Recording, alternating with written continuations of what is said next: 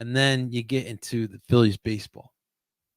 So let's talk about it real quick. So Phillies this weekend, they lose the series this weekend against the Washington Nationals. Man, this is so frustrating, man.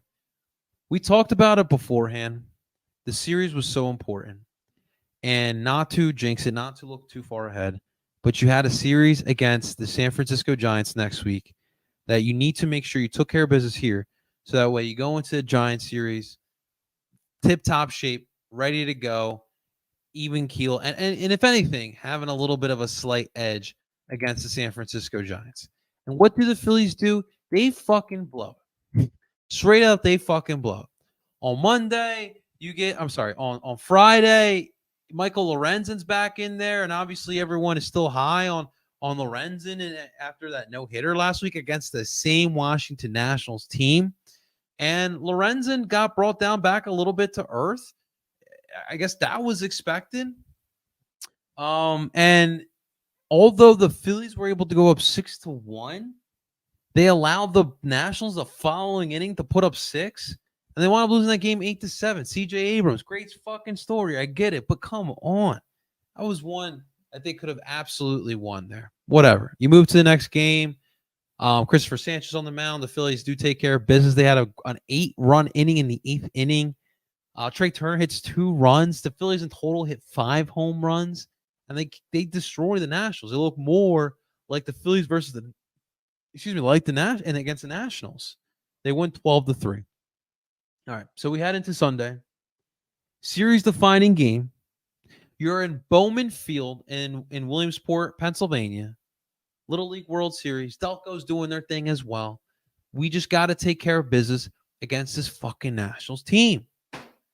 And they could not freaking do that. It's absolutely pitiful. And you get a good start from Zach Wheeler, which is the most annoying part about that. But the bats were just freaking cold as can be. And that was the frustrating part. You were lucky that Jay Cave gave you a 2-run home run that kind of gave you a jolt of energy. Brandon Marsh hits an RBI, but you can't do anything more. As you lose that last game. That was bullshit. It is frustrating, man. It is frustrating. I'm not at a place where I'm freaking out because, like, the Phillies at the end of the day are still in first place of that wild card spot. But, dude, you cannot continue relying on luck. You got to go out there and do your thing. You got to go there and take care of business yourself. It's just ridiculous at this point. It's just ridiculous. So that's kind of where we're at right now with this Phillies team. You're 2 games above the San Francisco Giants. And next up for the Phillies, a 3-game set against the San Francisco Giants. Gabe Kapler's in town. Those stinking Giants, they always find a way to be in this spot. This is an important series. You're late August right now. You're battling with the Giants. You guys should be in first place of the wild card spot. Easily. You should be in first place of the wild card spot. And it's a little bit concerning. Aaron Nola is on the mound tonight. And I'm nervous as all can be. Because we know what Nola's been this year. It's a bit disappointing because my man's in a contract year. And this is what he's been giving us mediocre at best. At this point, man, Aaron, I love you. But what's the point of bringing him back? In all honesty, what's the point of bringing Aaron Nola back? To sit there and stress? This man's going to command a lot of money. And a team like the Colorado Rockies, this is an example. A team like the Colorado Rockies are going to throw the bank at him. I'm not paying him that. I can't. Luckily, Brandon Marsh came back this week, and that was huge. Because obviously, with Marsh out, you were forced to put Kyle Schwarber back in left field, which is not ideal for anyone, all parties involved.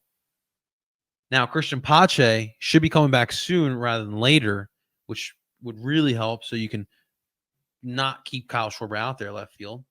That's really affecting him, man.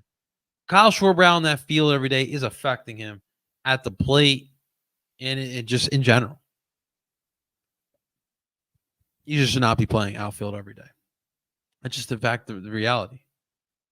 Brandon Marsh coming back is huge, absolutely huge, and definitely love seeing that. But again, as I always do, I always look at the runners in scoring position because that's the one stat that it's clear as day that they struggle at. This is why we're having the inconsistencies that we're having with this baseball team. So in total, over this past weekend, the Phillies were 12-28 with runners in scoring position. That's what we're working with. That's what we're talking about right now. And I personally think that, I mean, we can argue all we want. We can continue talking about Topper moving the lineup around, changing guys around, but it is what it is at this point of the season. But being able to have Brandon Marsh back definitely does help. It definitely does help on defense, and of course with that bat. Obviously, he needs to get back in the rhythm of things. Obviously, it's going to take some time, but man, oh man, we definitely have some work to do, man. Definitely have some work to do. That is true. That is true. Jake, sir, we are friends with Kyle Carberry. How do you know Kyle Carberry? That's what's up, man. We're asking about Kyle Carberry. Okay. Can't believe the Yankees are in last place. What happened? When you spend your money the wrong way, Jason, that's what can happen. That is what can happen. That's what's going on with the Yankees right now. Dude, I'm watching so yesterday, just a little hindsight. So me and my fiance decided let's go take a little drive, a little trip up to North Jersey, a little Yankees country, a little Mets and Yankees country, right? So we're having a little lunch. We decided to have a drink at a rooftop bar in Jersey City, just a drink. And they have the Orioles and the A's on TV.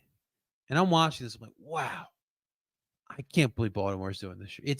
It's incredible what Baltimore's doing this year. And that's part of it as well. AL East is always it's always tough. It's always tricky. It's always a gauntlet. But these Orioles are finding a way, man. And that is freaking crazy. That's freaking crazy, man. Unifan, thank you so much for the share. I appreciate that, man. I appreciate that. Thank you, man. Yeah, but the Yankees in last place, it's awesome. It's awesome as well. I can't lie to you. It's freaking awesome. Yeah, seeing Yankees fans cry. I think most in Major League Baseball would don't mind that. We definitely do not mind that. But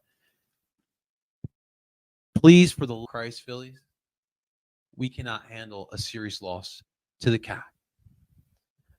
Like the coconut oil, the bamboo, like all that, we can't handle it. We can't handle that this weekend here in Philadelphia. Please get the job done. Let me grab the matchups here. So, like I mentioned, you have Aaron Nola here tonight. I think he's going to go up against Steven Alexander in this first game. Let me grab the full schedule. A little schedule. Yeesh, man, we're deep in this season, boys and girls. We are deep in this one. Taijuan Walker is going to go up against Kyle Harrison for Tuesday night's game.